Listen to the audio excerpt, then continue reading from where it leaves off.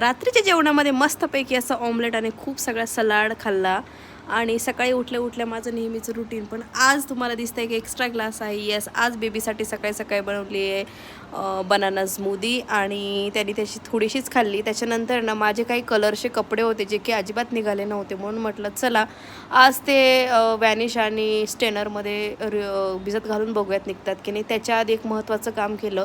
आल्यापासून ना बेडशीट वगैरे काही चेंज झालेच नव्हते, कारण दुसरे एक एक कामं चालू होते, कपडे अँड ऑल. म्हणून आज पहिलं बेडशीट वगैरे छान नवीन सेट करून घेतलं. आणि इथे मी माझे ते काही कलरचे वगैरे जे कपडे होते ज्याचे स्टेन निघाले नव्हते ते इथे भिजत घातले. आता बघू त्याचं किती इफेक्टिव्ह आहे ते.